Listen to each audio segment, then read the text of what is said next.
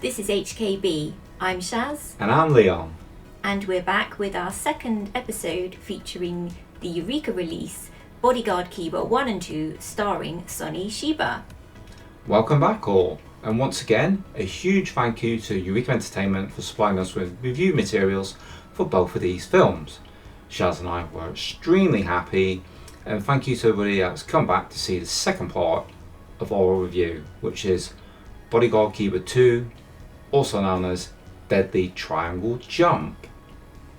Now that sounds something. Okay, before we go any further, Shaz, here's a brief synopsis from IMDb. Kiba is back again, but this time he has fallen from grace and sent to prison for all the violent acts he has committed. Once he's out, he begins working as a bodyguard in a club that is crawling with gangsters. So this one is also directed by Ryuichi Takamori. I think we mentioned a couple of his other films and a TV series in the last episode. If you haven't seen it, go back, watch the last episode, and then you'll get the lowdown. And he directed this one too. And this one also stars Sonny Chiba, again as Ryuichi Kiba. His sister, though, this time, is played by Etsuko Shihomi, who is, as people might know, Sister Street Fighter. And didn't they say that she did some of the stunt doubling in the first film? They certainly did. So that was nice that she got to be in this film but be like the main actress as the sister. I think the guys told us that this was her first on-screen appearance. I was quite impressed actually. Yeah, it's nice. We also had Maki Mitsuhara as Mari. I quite liked her character. I did. We had Sunhiko Watashi as Takeshi Nanjo. Now I think he was the one that played Kiba's friend, isn't it? Yes. Is that right? Yes, That he met in jail? Yeah. And we've got Ichi Go as Ryuzuka, or as Shaz refers to him, the eye poker. And I believe on the commentary they mentioned about him looking a little bit like a Slimmer Bolo, which I guess he does a little bit, or cross between Slimmer Bolo and Philip Cole, which I kind of like that. I thought, yeah, that really sums him up. And we've also got Masashi Ishibashi as a fighter right at the beginning of the film. You might recognise him. He's been in the Street Fighter films fighting Sonny Chiba, and he actually taught Sonny Chiba some karate, because he was also a student of Masayama, who is the famous grandmaster that is supposedly stopped a bull dead with a punch. So it's good to have these people, and it's good to know a little bit about Sonny Chiba's lineage. He's got many black belts, many different forms of karate and kendo, and it's good to have them in this film. I like this film. My initial impression is Bodyguard Kiba 2 better than Bodyguard Kiba 1, which I enjoyed. But for me, this was a more satisfying film. What did you think? I think I can see what you're saying. I feel like maybe the story in this one felt a little more convincing. Yeah. And maybe the characters, I don't know, you could just sort of believe in them a bit more. And yeah, the storyline was good, particularly when you had Mari and Nanjo. Their characters were quite strong as well, weren't they? They were, and yeah. Really helped with the storyline. So you think maybe Chiba didn't swamp this one as much as the previous ones? Oh no, he did. Yeah. But maybe he gave space for others. Yeah, there were quite a few other actors that were in it quite a lot, I thought. Not that that's a bad thing. No. It just helped push the storyline along. It did, and they were strong in the roles as well. So I quite enjoyed them in this. I thought the fights in this one for me were better. Yeah. I don't know whether it's just the settings or what, but I really did enjoy the fights in this one.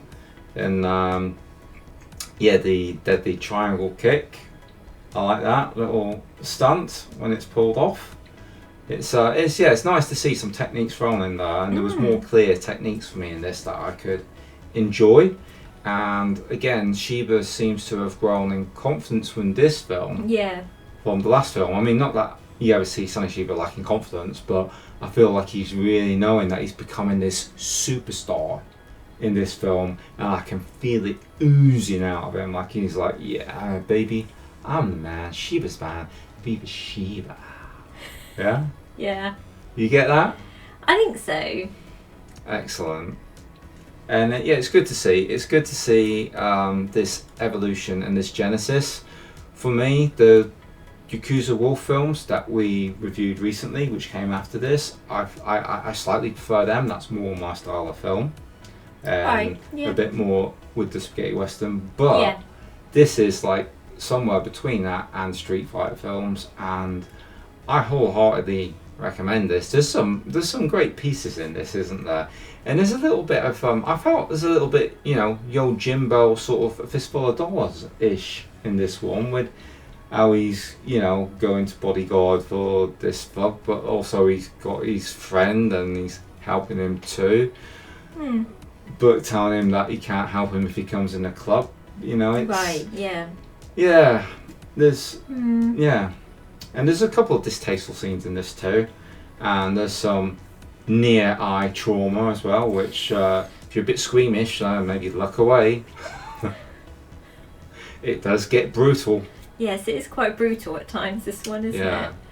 but you know you're going to get that with a Sonny Chiba film. You're going to get some brutality. Yeah. And Misogynistic behaviour again. Yes, you did. And this disc is the one that has it has like an extra from Tom Mess and Jasper Sharp. And those guys, they know an awful lot. Oh, yeah. But we do have a book from Jasper Sharp, which is it's like the history of Pinku films. So obviously, you know, he knows Justin the Pinku, he knows all this too, and Tom Mess knows an awful lot. Very interesting listening to those guys. Very. But again, the commentary from Honor and Mike, absolutely astounding. I mean, really been blown away with these commentaries. Yeah. I hope you guys, you know, roping it in here, because you're doing a great job. And yeah, I just like all the extras on these discs. You know, if you're wondering, is it going to be worth it? It's going to be worth it. Great extras, great looking package, and yeah, I can't recommend this double release enough. Yeah. You know, if you're a Sonny Chiba fan, this needs to be in your collection. Do you think? Definitely. Should we read out the list of extras again? Yes, we'll go through the Of list this of extras video. again. Just in case you didn't watch the first video. And if you didn't, why didn't you? Go back and watch it. So there is the limited edition O-Card slipcase featuring new artwork by Chris Malbon. So that's on the first run of 2,000 copies. The limited edition. We've seen that sleeve. You've all seen it on social media. It looks very nice. So it's a 1080 presentation of both films across 2 Blu-ray discs from new restorations of the original film elements by Toei, original Japanese mono audio, English subtitles, optional English subtitles, brand new feature-length audio commentaries on both films, The Bodyguard, alternate US version of Bodyguard Kiba, Viva Chiba, brand new documentary featurette looking at Sonny Chiba's Bodyguard Kiba films, original theatrical trailers, plus a limited edition collector's booklet featuring new writing by Jasper Sharp. Again, it's a really stacked release. Really beautiful job from Eureka Entertainment. And thank you to them for having faith in us to review these films. We really do appreciate it. I know I'm a bit daft sometimes, but I really do appreciate this and the opportunity to review these films. It's awesome. Yeah, I think that's what I'm absolutely. saying. And you know what? You guys are awesome too, for sticking with us and watching these reviews. And we hope you all manage to get your copies and Yes. love your way. And thank you for tolerating, enjoying, and watching us. And if that's it for now, Shaz, is that it for now? Just a reminder that the films are out on the 18th of March. Well, there you go. Get your orders in, and we'll catch all you guys on the next one.